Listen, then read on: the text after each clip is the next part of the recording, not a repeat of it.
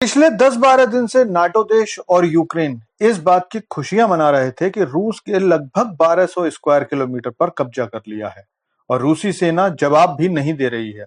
लेकिन मैंने अपनी पिछली वीडियोस में भी आपसे कहा था कि रूस इस लड़ाई को अपने हिसाब से लड़ रहा है और अब नाटो और यूक्रेन युद्ध को नहीं चला रहे हैं, बल्कि पिछले कई महीनों से सारे पश्चिमी देश रूस की कठपुतली की तरह काम कर रहे हैं।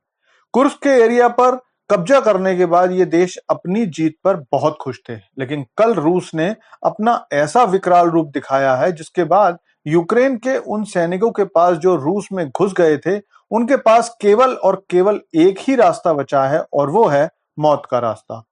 रूस के कल के हमले को आप इस पूरी रूस यूक्रेन लड़ाई का सबसे खतरनाक दिन भी कह सकते हैं, क्योंकि कल रूस ने यूक्रेन पर 100 से ज्यादा मिसाइलें और 100 से ज्यादा ड्रोन से जबरदस्त हमला किया। इस पूरे हमले की क्या खबर है और इसका क्या असर यूक्रेन पर हुआ है, चलिए जानते हैं। लेकिन आपसे रिक्वेस्ट है कि चैनल को सब्सक्राइब कर लीजिए, क्योंकि यहाँ आपको डिफेंस, फाइनेंस और फॉरेन पॉलिसी पर वीडियोस रोज मिलते हैं। तो दोस्तों, पिछले 2 साल से ज्यादा समय से चल रहे इस युद्ध में रूस अपनी रणनीति पर पूरे पश्चिमी देशों को चला रहा है और यूक्रेन, जो नाटो देशों के कहने पर रूस से लड़ाई लड़ रहा है, वो सारा नुकसान भी उठा रहा है।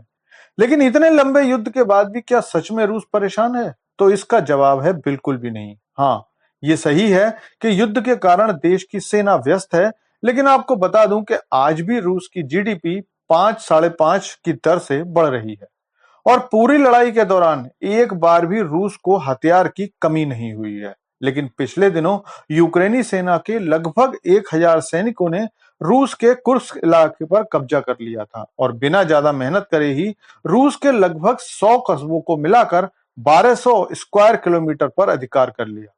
लेकिन यूक्रेन के सैनिकों ने जो इस बार कुछ अलग किया, वो ये कि इस बार उन्होंने रिहायशी बिल्डिंग और पावर सप्लाई इंफ्रास्ट्रक्चर पर हमले किए। यहां तक कि उन्होंने रूस के परमाणु बिजली घर पर भी हमला किया था, जिसके कारण ये तो पक्का था कि रूस इस बार जबरदस्त हमला करेगा।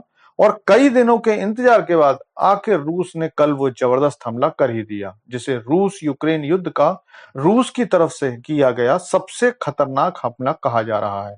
जो रूस की समाचार एजेंसीज खबर दे रही हैं, उससे पता चलता है कि रूस ने 100 से ज्यादा ड्रोन और 100 से ज्यादा मिसाइलों से अटैक किया और इसमें रूस ने हाइपरसोनिक मिसाइल्स का भी इस्तेमाल किया। इन ड्रोन्स और मिसाइल से किए गए हमलों में रूस ने यूक्रेन के पावर इंफ्रास्ट्रक्चर, पुल और डैम्स आदि को निशाना बनाया। अब क्योंकि यूक्रेन के पीछे नाटो खड़ा है, तो नाटो इस हमले के सारे नुकसान को कम करने का प्रयास करेगा। तो यूक्रेन की तरफ से जो बयान आया है, उसमें बताया गया है कि यूक्रेन ने रूस की 127 मिसाइलों में से 102 मिसाइलें मार गिराई और 109 ड्रोन्स में से 99 ड्रोन मार गिराए। लेकिन सवाल यह है कि जब यूक्रेनी सेना ने इतना सब किया, तो भला दसियों ऐसे शहर क्यों हैं जहां की पावर सप्लाई खत्म हो गई है?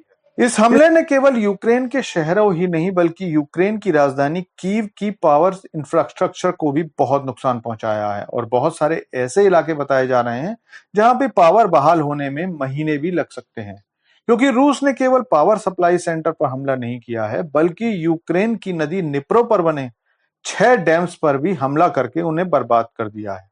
अब क्योंकि डैम्स पर मिसाइलों से हमला हुआ है, तो आप खुद समझ सकते हो कि नुकसान कितना बड़ा हुआ होगा।